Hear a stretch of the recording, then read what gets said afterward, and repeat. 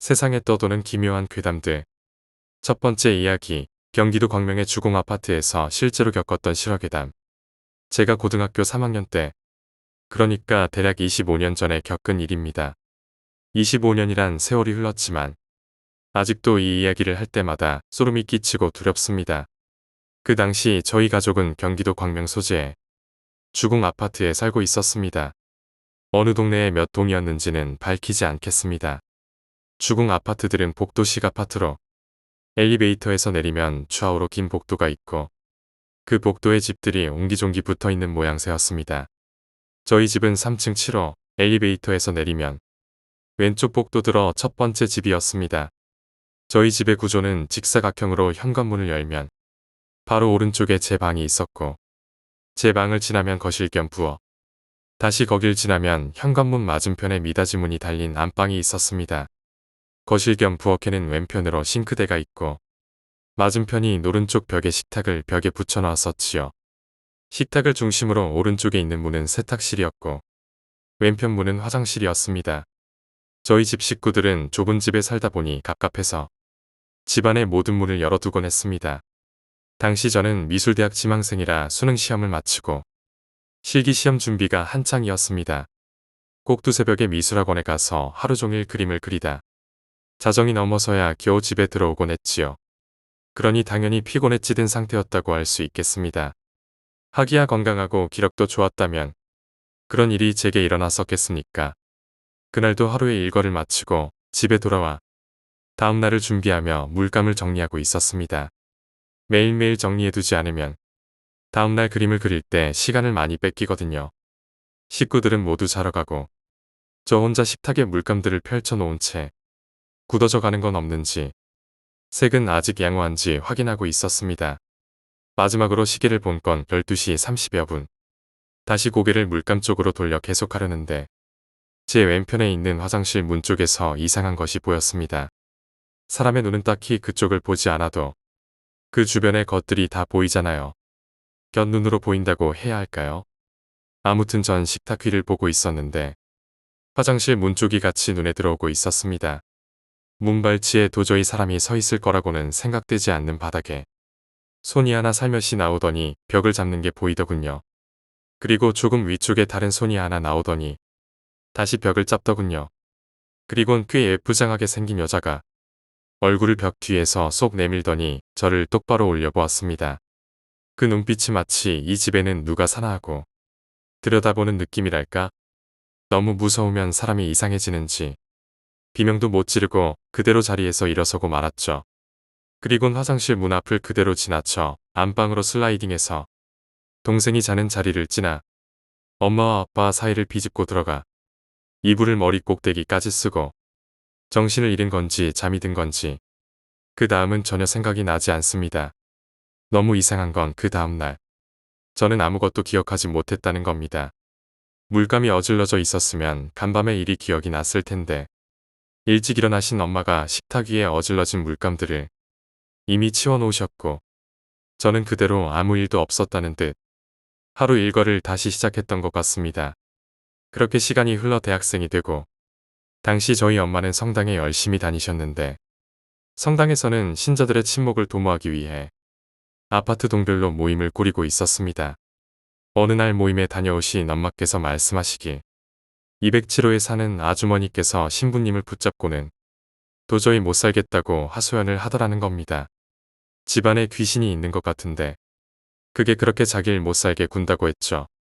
밤에 자려고 누우면 침대 머리맡에 와서 소곤대고 곡을 하며 울기도 하고 자다가 눈을 뜨면 코앞까지 와서 얼굴을 들여다보고 있고 아주 무서워서 못 살겠다고 하시더라는 겁니다. 엄마는 신자가 그렇게 믿음이 없어서 되겠냐고 혀를 차시는데 그 순간 1년여 가까이 잊고 있었던 기억이 한순간에 밀려와 버렸습니다. 온몸에 털이 곤두서는 느낌이라는 게 무언지 알겠더군요. 머리를 한 대 얻어맞은 것처럼 스스로에게 충격을 받은 제가 엄마에게 말했습니다. 엄마, 그거 여자라지? 그거 생머리에 단발보다 조금 길고 얼굴이 하얗고 입술이 유난히 빨간 여자 아냐? 그거 나도 본 것 같아. 여기 집에서 말야. 그 순간 엄마의 모습이 꽤나 충격을 받으신 것 같았죠. 이야기인즉 그 여자가 밤에 화장실에서 나와 온 집안을 돌아다닌다는데 그 집은 207호 우리 집은 307호였죠. 같은 라인이라 화장실의 위치는 같습니다. 즉 우리 화장실 아래는 그 집 화장실이 있죠. 제가 봤던 화장실 문발치 그 집에서 그대로 올라온 거라면 모든 게 맞아떨어지는 상황이었습니다. 더 놀라운 것은 그 집과 저희 집만이 아니라 위층인 408호에 사는 아주머니도 그 여자 때문에 소가리를 하고 계셨다는 사실이었죠. 그 아주머니도 같은 성당의 신자로 밤에 일을 마치고 돌아오면 그 여자가 복도에서 기다리고 서 있다가 따라 붙는답니다. 집에 뛰어들어 현관문을 닫아도 그대로 따라 들어온다는데 무서워서 본 척도 못하겠고 돌아보지도 못하겠고 그저 기도문만 주문처럼 외우신다고 하네요. 기억을 되짚어보면 그녀를 본 느낌은 그녀는 얼굴에 생김새가 또렷이 보이기는 하지만 만지면 그저 손이 쑥 통과할 것 같은 반투명이랄까 실체가 전혀 만져지지 않을 느낌이었습니다. 그 당시 저희 집은 이미 이사 날짜를 잡아놓은 상황이었습니다. 그러나 그리 멀리도 아니고 같은 동 8층의 2호였죠. 그나마 끝에서 끝에 가까운 거리이니 그나마 다행이라고 생각했지만 지금 뒤돌아보면 TV가 혼자 꺼지고 켜지거나 가스불이 갑자기 꺼지는 등의 현상이 있었습니다. 폴터가이스트라고 하죠. 좀 섬뜩하고 무섭긴 했지만 제가 둔했던 건지 그냥 오작동이라고 생각하고 넘어갔습니다. 어쩌면 그저 오작동이라고 믿고 싶었던 건지도 모르겠습니다. 여하튼 새로 이사갈 집을 구할 때까지 머물면서 직접 그녀를 다시 본 일은 없었습니다. 지금 돌아보면 그 아파트의 근처에는 얼씬도 하기 싫습니다.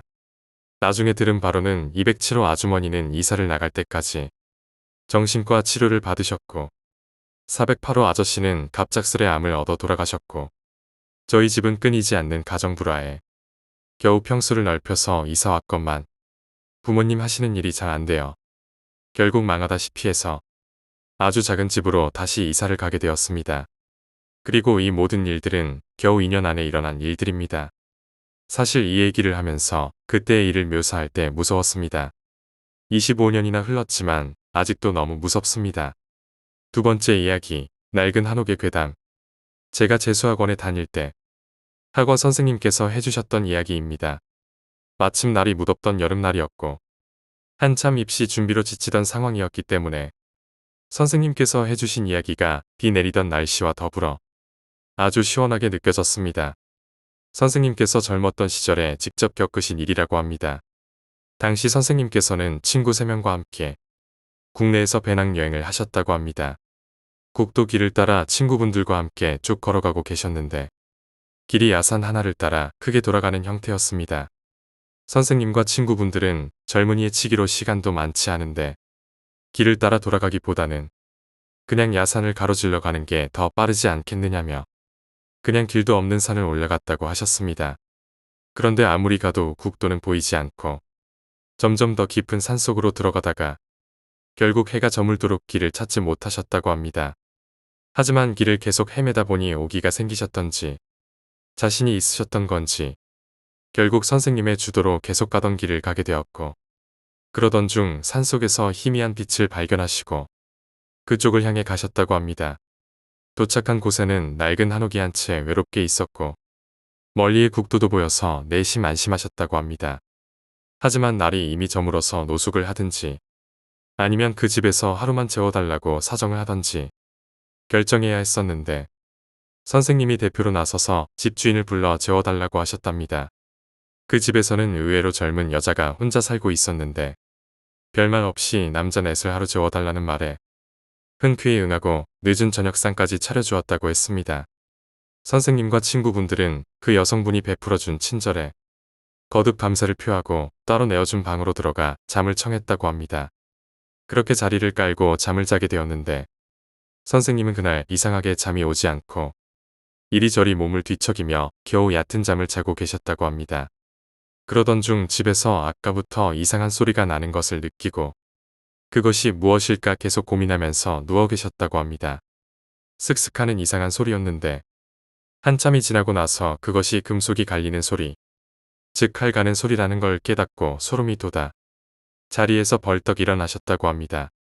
그런데 신기한 건 선생님이 일어나자 나머지 친구들도 모두 자리에서 일어나시더라는 겁니다. 모두들 그 소리를 듣고 있었던 것입니다. 선생님과 친구분들은 서로 아무 말도 하지 않고 천천히 방 밖으로 나섰습니다. 부엌 쪽에서 희미한 불빛이 새어나오고 있었고 왠지 마루에는 아까는 본 적이 없었던 작은 상자가 하나 놓여 있었다고 합니다. 상자 입구가 약간 열려있는 상태였는데 그 속에 뭐가 들었나 궁금해진 선생님은 상자로 다가가 입구를 슬쩍 열어보았다고 합니다. 그리고 그 속에 들어있는 것의 정체를 확인한 선생님은 비명을 지르며 집 밖으로 도망을 쳤는데 자기도 모르게 상자를 들고 도망가셨다고 합니다. 친구분들도 덩달아 비명을 지르며 도망쳤는데 어느 순간 그 주인 여자가 자신들을 따라서 달려오고 있었다고 합니다. 정신없이 도망치느라 다시 안쪽으로 도망을 가고 있었는데 상자를 들고 뛰느라 상대적으로 느렸던 선생님은 뒤로 뒤처지고 있었답니다. 그러던 중 나무 뿌리 같은 거에 걸려서 넘어졌는데 정말 무서운 것은 바로 뒤에 그 여자가 다가오고 있었다는 겁니다. 선생님은 완전히 얼어붙어서 넘어진 자세 그대로 꼼짝도 하지 않고 있었는데 결국 그 여자가 완전히 자기 뒤에 서더라는 겁니다. 이제 죽었구나라고 생각하며 기절할 지경이었는데 그 여자는 그냥 아무 말 없이 선생님 뒤에 서 있다가 멀리 떨어져 있던 상자만 들고 다시 돌아갔다고 합니다. 그런데도 선생님은 선생님이 없어졌다는 것을 깨달은 친구분들이 다시 돌아올 때까지 완전히 굳어서 움직이지 못했고 친구분들이 오시고 나서야 겨우 자리에서 일어나실 수 있었다고 합니다. 그리고 날이 셀 때까지 산속에서 있었다고 합니다. 그런데 짐을 그 집에 두고 온 것입니다. 별 수 없이 해가 뜬 후에 친구분들과 함께 조심스럽게 다시 그 집으로 내려갔는데 문 앞에 모든 짐들과 신발이 놓여 있어서 다시 그것들을 들고 어제 보았던 국도로 내려가 다시 여행을 계속하셨다고 합니다. 이 이야기를 듣고 저희는 선생님께 도대체 상자 속에서 뭘 보셨나고 물어보았는데 선생님은 씩 웃으면서 대답하셨습니다. 내가 분명히 보았는데 그 속에는 뭔가 흰 것이 있었어. 그런데 그게 아기의 손이었어. 몇 년 후 선생님께서 우연히 그 근처를 방문했다가 호기심에 다시 그 집을 찾으러 가보셨는데 이상하게도 그 집을 찾을 수가 없었다고 합니다. 세 번째 이야기, 이무기의 저주. 아는 형님이 오래전 강원도 산간선 터널 공사에 인부로 날품 팔 때 일어난 일입니다. 형님은 타고난 역마살 때문에 전국을 떠돌아다니며 주로 도로공사 인부로 일하러 다녔습니다. 낙석 제거 인부로 있다가 아는 인편으로 돈을 조금 더 주는 산간선 터널 공사하는 곳으로 일자리를 옮겼습니다. 알다시피 강원도는 백두대간의 영향으로 산세가 많이 험합니다. 그곳에 산간선 터널을 뚫는데 형님이 갔을 땐 아직 기초공사도 하지 않았습니다. 이유는 마을 주민들의 반대였는데 거긴 용맥으로 터널을 함부로 뚫는 자리가 아니라는 이유였습니다. 터널을 뚫으려면 이무기가 머리를 틀게 제사를 크게 지내야 한다고 했습니다. 만일 공사를 감행한다면 재앙이 닥칠 것이라고 이구동성으로 말했습니다. 허나 터널 공사 책임자나 건설회사는 이런 것을 미신으로 치부했습니다. 우리나라는 예나 지금이나 더러운 병폐가 밀어붙이기식 행정으로 한번 결정 난 일은 수단과 방법을 가리지 않고 진행했습니다. 위에서 계속 재촉이 내려오는 데다 공사를 미룰 수도 없어서 반대하는 마을 이장의 입을 뇌물로 틀어막고 공사를 감행했습니다. 그런데 그날 형님이 꿈을 꾸었는데 파란 옷을 입은 도사가 무지환한 모습으로 나타나서 공사를 진행하면 그냥 두지 않겠다고 고함쳤다고 합니다. 아침에 일어나니 다른 인부들도 비슷한 꿈을 꾸었다고 합니다.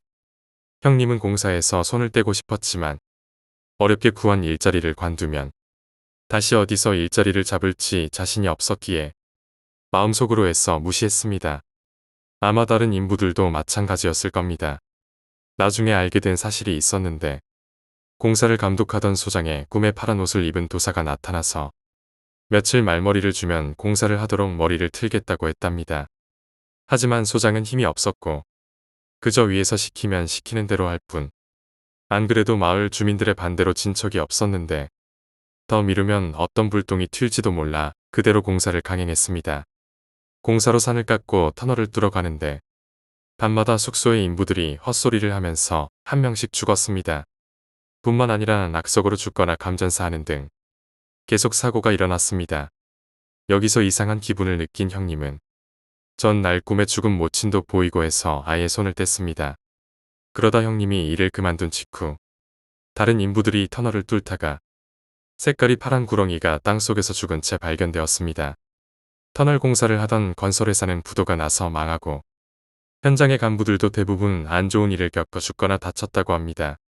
소장은 머리가 깨질 것 같은 고통에 팔짝팔짝 뛰다가 죽었다고 하는데 마을 사람들은 이무기의 저주를 받았다고 희시하며 이야기했습니다.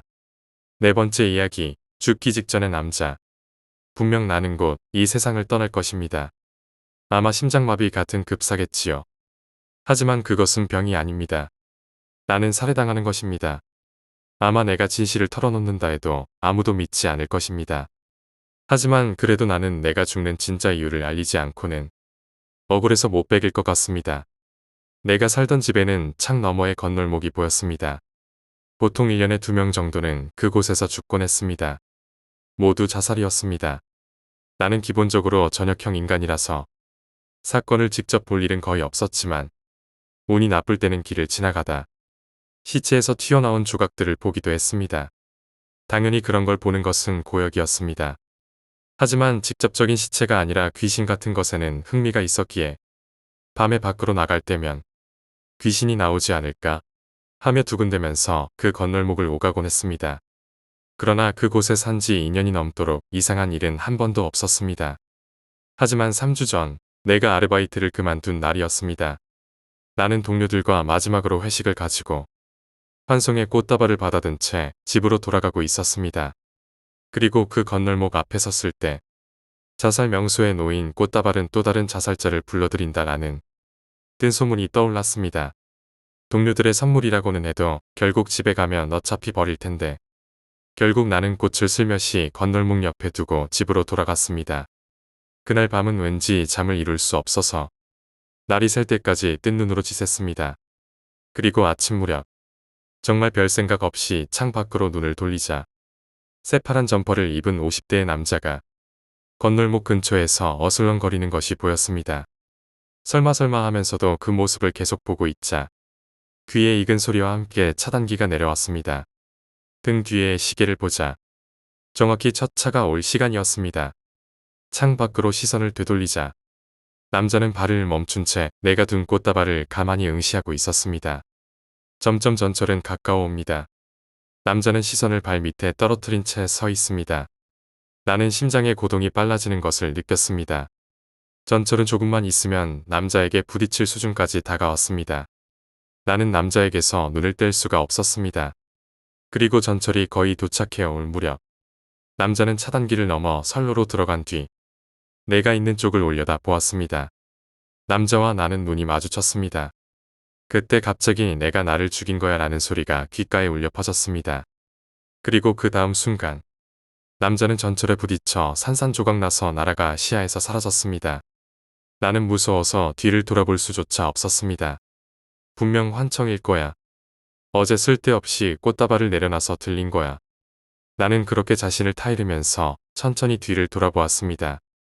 그리고 역시나 뒤에는 아무것도 없었습니다. 다만 어쩐지 코를 찌르는 냄새가 순간적으로 났던 것 같은 느낌이 들었습니다. 하지만 그때는 그리 신경 쓰지 않았습니다. 한동안 멍하게 있는 사이 경찰차와 구급차의 사이렌 소리가 들려오기 시작했습니다. 앞으로 몇 시간 동안은 경찰이 수사니 뭐니 하면서 주변에서 어수선하게 돌아다닐 것이었습니다. 이런 경우라면 목격자로서 나서는 것이 기본이겠지만 솔직히 귀찮은 일에 말려들고 싶지 않다는 생각에 나는 그냥 입을 다물기로 했습니다. 시선이 마주쳤다는 것도 단순한 나의 착각일 수 있을 테니까요. 어쨌거나 큰 사건을 목격했다고 친구에게 말하기 위해 휴대폰을 찾고 있는데 쾅 하고 무언가가 떨어지는 소리가 현관에서 들려왔습니다. 뭐가 떨어졌나 싶어서 문을 열자 아끼는 신발 옆에 남자가 떨어져 있었습니다. 정확하게 말하자면 남자의 목과 다리인지 어디인지 모를 조각이었습니다. 그리고 나는 그대로 정신을 잃었습니다. 깨어났을 때 현관에 남자의 시체는 없었습니다. 다만 코를 찌르는 듯한 냄새가 주위에 감돌고 있었습니다. 나는 지갑과 휴대폰만 가지고 집에서 뛰쳐나와 근처에 사는 친구 집으로 들이닥쳤습니다. 하지만 자세한 사정을 설명했다가는 무슨 소리를 들을지 몰랐기에 아르바이트도 그만뒀겠다 심심해서 놀러왔다고 말했습니다. 그리하여 하룻밤 그 친구 집에서 자게 되었지만 저녁이 되자 그 이상한 냄새가 방 안자옥히 퍼졌습니다. 불안해진 나는 사람이 많은 곳에 가고 싶어져서 친구에게 24시간 영업하는 패밀리 레스토랑에 가자고 제안했습니다.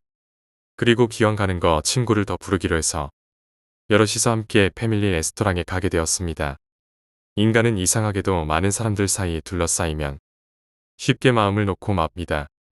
친구들과 모여 떠들고 있자니 30분도 되지 않아 무척이나 생생했던 아침의 일도 사실은 내가 만들어낸 환각은 아니었을까 하고 의심하게 될 정도였습니다.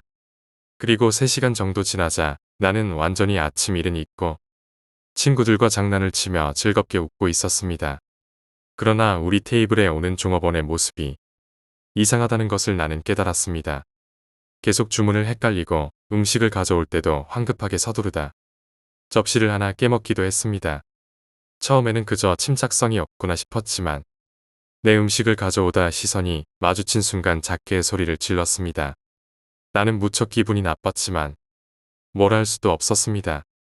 결국 새벽 1시에는 친구들도 다들 집으로 돌아가게 되었습니다. 나도 마지못해서 자전거에 자물쇠를 열고 있는데 갑자기 한 친구가 다가오더니 말을 걸었습니다. 너 오늘 혹시 무슨 일 있었냐? 나는 아직 누구에게도 그날 아침의 일을 말하지 않은 채였습니다. 그 질문을 듣자 불안해진 나는 반대로 친구에게 왜 그런 것을 묻냐고 따졌습니다. 그러자 친구가 말하길 내 발 밑에 무언가가 얽혀서 붙어 다니고 있는 게 보인단 말이야. 그게 왜 있는 건지 뭔지는 모르겠지만 무척 기분 나쁜 느낌이 들어. 그래서 물어본 거야. 라고 대답했습니다. 그 친구는 평소 귀신이나 영능력 따위에는 전혀 관심이 없는 친구였습니다. 그래서 나는 깜짝 놀랐지만 오히려 그래서 더 믿을 만하다고 생각해서 우선 사정을 설명했습니다. 이야기를 다 들은 친구는 우선 우리 집에 가자 라고 말했습니다. 딱히 어찌할 것도 없었던 나는 친구를 따라 가기로 했습니다. 그리고 그 집에 가던 도중에 들은 이야기에 따르면 친구네 집은 가족 모두가 영감이 강하다는 것이었습니다. 그중 여동생은 특히 능력이 대단해서 길거리를 지나가다 무당이 스카우트를 할 정도였다고 합니다. 아직 실제로 무슨 일이 일어나지도 않은 데다 그 일 자체를 심각하게 생각하지 않았던 나는 그렇게 대단한 일인가 싶었지만 기왕 이렇게 된 거 시김이라도 받는 게 낫겠다 싶어 친구의 여동생을 만나보기로 했습니다. 하지만 친구의 집에 도착하자 친구의 아버지가 현관에 서 있었습니다. 미안하지만 돌아가주게. 나는 당황해서 친구에게 이유를 물었지만 친구도 곤혹스러운 표정을 하고 있을 뿐이었습니다. 적어도 무슨 일이 있었는지는 들어주세요. 라고 친구가 부탁했지만 친구의 아버지는 안 된다. 돌려보내라고 차갑게 대답했습니다. 결국 나는 어쩔 수 없이 혼자 돌아가게 되었습니다.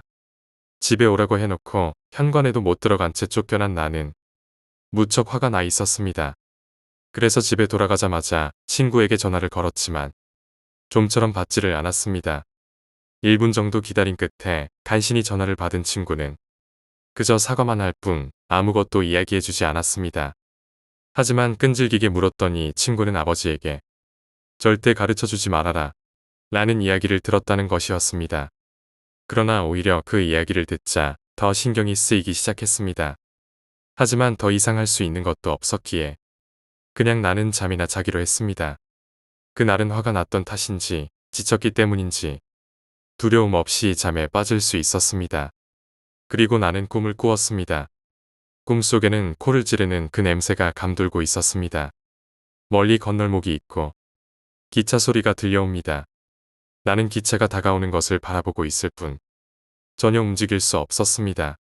다음 날에도 나는 같은 꿈을 꾸었습니다. 모든 것이 완전히 똑같았습니다. 다만 전날보다 약간 건널목에 가까워져 있었습니다. 매일 같은 꿈을 꿉니다. 점점 건널목에 가까워만 갑니다. 그리고 며칠 뒤 친구를 만난 나는 억지로 이야기를 들었습니다. 친구의 말은 충격적이었습니다. 나와 자살한 남자는 한 몸이 되어 있다는 것입니다. 남자는 죽기 직전 나와 시선이 마주쳤을 때 이유는 알 수 없지만 그 꽃다발을 내려놓은 것이 나라는 것을 직감적으로 알아차렸다고 합니다. 그리고 그것이 의도적이라는 것을 알고 나에게 대한 격렬한 증오를 느꼈다는 것입니다. 동시에 눈이 마주쳤을 때 느꼈던 나의 죄책감이 그 남자의 감정과 반응했던 것입니다. 그래서 그 남자의 영혼은 나에게 씌었다기보다는 섞여들고 말았고 이제는 떼어놓으려는 시도도 어중간해서는 오히려 삼켜지고 만다는 것이었습니다. 결국 나는 진실을 알 수 있었지만 오늘 밤도 뜬 눈으로 지새고 있습니다. 시작은 누구나 가지고 있는 작은 호기심이었습니다. 하지만 사람의 생명이 달린 일에는 그런 호기심 따위 버리는 게 낫습니다. 그렇지 않으면 언제 나 같은 꼴이 될지 모르니까요.